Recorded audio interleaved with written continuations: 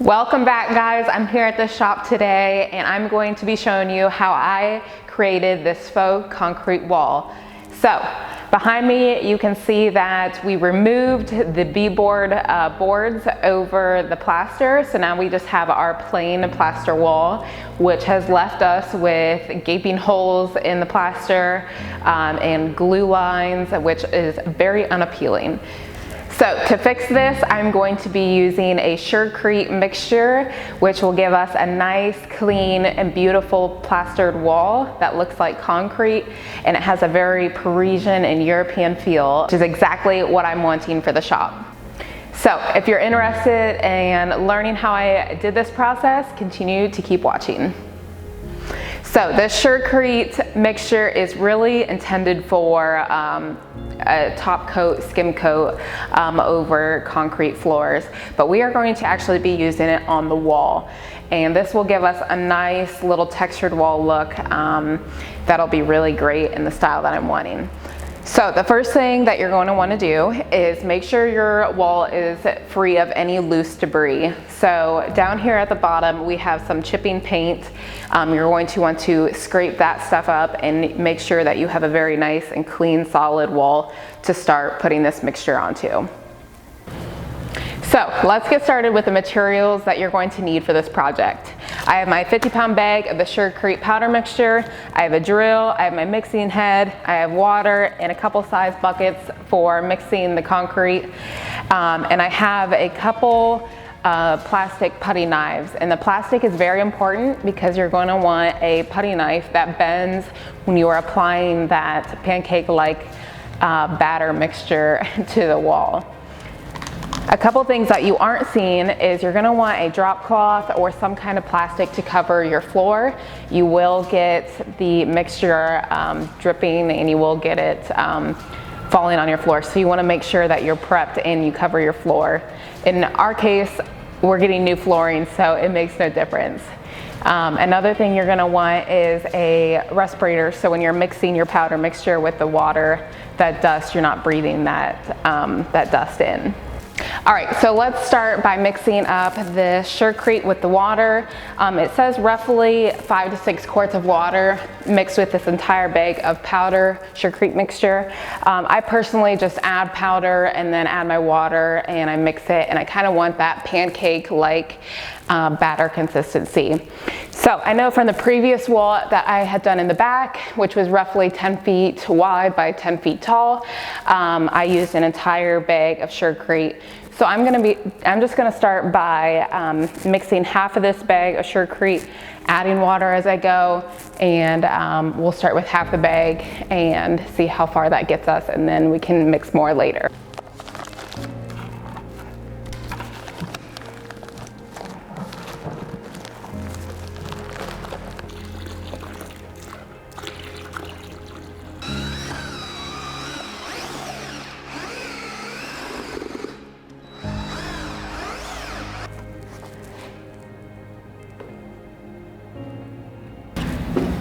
All right, so I have the Surecrete all mixed up, and I have a nice consistency that is like pancake-like batter.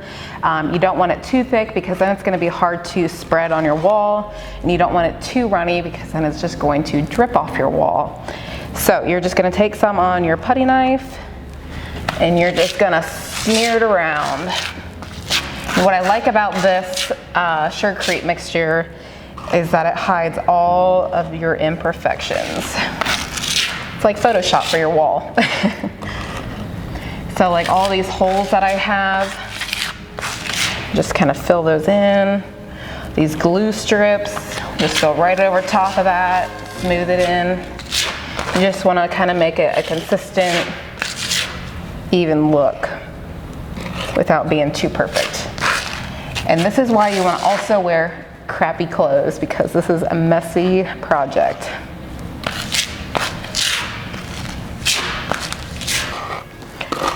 I also want to mention that the Surecrete mixture is tintable, I believe. So if you were wanting a darker look, say you wanted more of like an actual concrete look, which is a little bit more deeper hues of those charcoal grays. You could get that, so it could be a little bit more masculine.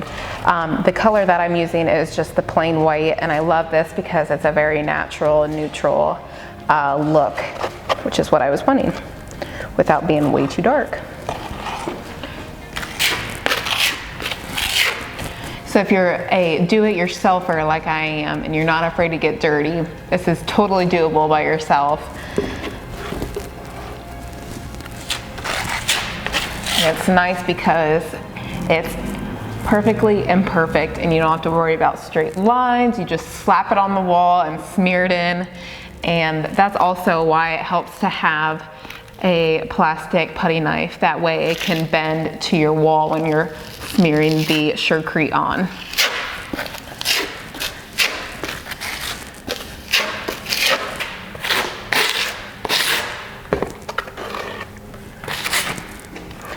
All right, I'm still on that first half of mixture that I mixed up at the beginning, and you can see I'm over halfway done with the wall, which is great. Definitely the more thinner you have, the thinner the first coats you can obviously do, but it kind of goes on a lot faster than a thicker consistency. As you can see right in here, our wall is darker, so you can see where that paint is shining through. So of course, if you have a darker wall and you're using this white, I would consider priming your wall before starting. I can just do a second coat right over this that is showing through, so that's not a problem. And definitely, if you want like some of these grooves in there, you can layer it on thicker to give it a different look and a different textured look. Back here, I kind of left some of the white wall coming through, so it looks very chippy, very old and worn, which is what look I'm going for.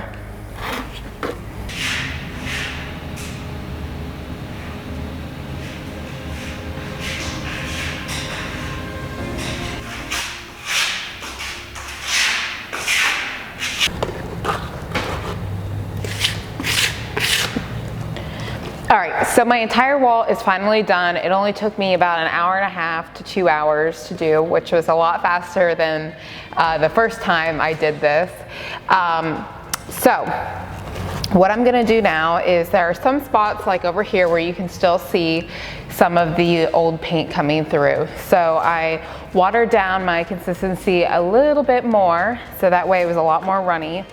And I'm just going to go over some of those spots where you're seeing those colors come through.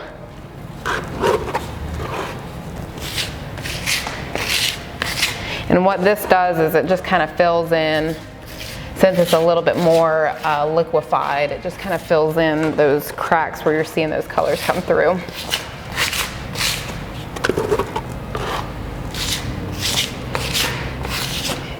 And same with, like, maybe say you don't have the color coming through, but you just want it to be higher in spots, or you can just kind of play around with it and add layers, take away layers if it's still wet.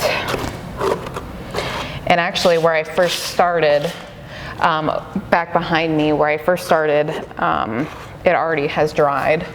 So it dries fairly quickly, which is great. All right, I just finished the concrete wall. It looks amazing. Tomorrow, after it dries for 24 hours, I'll come in and everything will have a consistent white textured look, which I love. I hope this tutorial was very helpful for you to create your own faux concrete wall. I think there are just so many options that could be done in the different looks that it offers. So if you have any questions or comments, leave them below. I will do my best to answer them, and I sourced all of the products and materials I used today below in the description. Thank you guys so much. It is time for me to clean up.